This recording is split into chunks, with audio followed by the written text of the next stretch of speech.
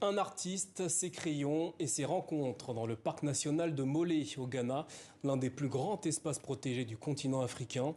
Le royaume des Kapokiers, c'est le titre du nouvel album de bande dessinée de l'artiste Troubs, notre invité ce soir. Bonsoir et merci d'être avec nous.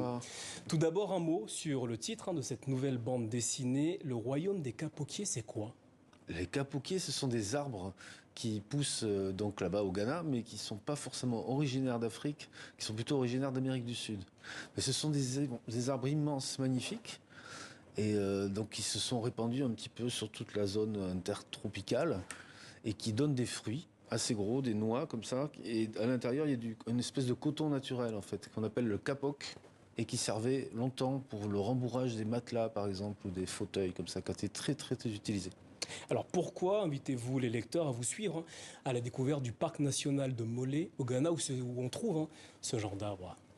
Parce que le parc de Molé au Ghana est assez exemplaire dans sa démarche en fait environnementale. J'ai eu l'opportunité de travailler avec une ONG qui s'appelle Des éléphants et des hommes au Laos, qui s'occupait de sauver les éléphants à travers la planète. Enfin, surtout en Asie, évidemment, et en Afrique, puisqu'il n'y en a pas beaucoup ailleurs, et qui ont longtemps travaillé avec le parc de Molé, en fait, et qui m'ont mis en contact avec ces gens-là. Et ils ont eu toujours de bons rapports avec eux, au niveau environnemental, en fait. Ils faisaient notamment des aides, des classes nature, pour envoyer les enfants des villages qui sont autour du parc, Et c'est d'ailleurs à l'intérieur du parc. par ce chemin que commence votre BD. Exactement. Qu'est-ce qui vous a marqué lorsque vous avez rencontré ces jeunes écoliers qui, d'une certaine façon, pour certains, vous voyez pour la première fois dessiner des éléphants ou les animaux qui les entouraient ? Ils avaient un rapport avec les animaux qui était souvent un rapport... ils avaient plutôt très peur des éléphants, en fait. Parce que ces écoliers-là sont des écoliers de petits paysans qui sont tout autour du parc, en fait. Et quand ils voient des éléphants, d'habitude, c'est des éléphants qui viennent détruire, en fait, les récoltes de leurs parents qu'ils font. Du coup, là, de voir des éléphants dans leur milieu naturel, tranquilles, en train de se baigner, ils avaient une toute autre approche, en fait, de ces animaux. Alors, vos dessins mettent en avant la riche biodiversité de cet espace. Forêts luxuriantes, babouins, phacochères, les éléphants, notamment un géant qui s'appelle Sampoy. Que représente-t-il pour vous ? Ah, c'était un éléphant un petit peu particulier, un vieil éléphant, en fait, qui s'était un peu rapproché des hommes, et qui n'avait plus peur des hommes, en fait, et qui venait plus ou moins dans les villages où on était, où il y avait les gens du camp et tout ça, de toute la structure du parc, et qui n'hésitait pas à venir boire dans les réserves d'eau, dans les citernes et les choses comme ça. Et ce qu'il y avait de particulier là-bas, c'est qu'on le laissait plus ou moins faire, en fait. Qu'est-ce que vous avez voulu mettre en avant à travers ces dessins ? C'était cette espèce de coexistence entre l'humain et le non-humain ? Exactement. C'est que là, il y a une mentalité générale qui se traduit dans la façon de vivre des gens qui acceptent de vivre avec des animaux. Et du coup, se protège les récoltes, protège les gens et protège aussi... Il y a aussi les babouins qui sont, par exemple, très invasifs et qui prennent beaucoup de choses et tout ça. Mais on les laisse quand même faire, au lieu de les chasser. Je viens d'un pays où l'on ne rencontre presque plus aucun animal sauvage. C'est ce que vous dites à un des jeunes écoliers dans cette BD. Que signifie ce constat pour vous ? Ben, je me suis rendu compte que... j'ai déjà été en Afrique, dans d'autres endroits aussi, mais cet endroit-là était vraiment... Il y a de grandes étendues, avec beaucoup de nature libre et encore sauvage. Et c'est une richesse extraordinaire par rapport à ce qu'on peut côtoyer ici en Europe. Avec cette phrase, on a l'impression que vous avez un regret. Oui, on aimerait bien que ça soit un petit peu comme ça partout. Est-ce que la coexistence entre les animaux sauvages et l'humain est encore possible en 2024 ?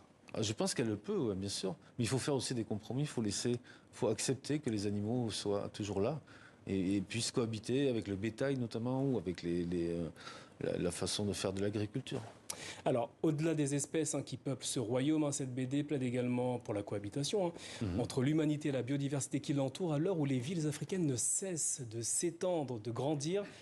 Cette coexistence est-elle possible ? En tout cas, elle est souhaitable. Mais c'est vrai que le problème démographique africain pose quand même de gros problèmes. Là, l'endroit de Molé est une zone très très rurale, à peu près à 200 km de la côte, où il y a beaucoup de villes et tout ça. Mais l'impact des villes marque quand même cette partie-là. Par exemple, il y a une forte demande de charbon, de bois pour cuire, tout ça. Donc les zones forestières comme ça sont souvent prises à partie pour faire du charbon.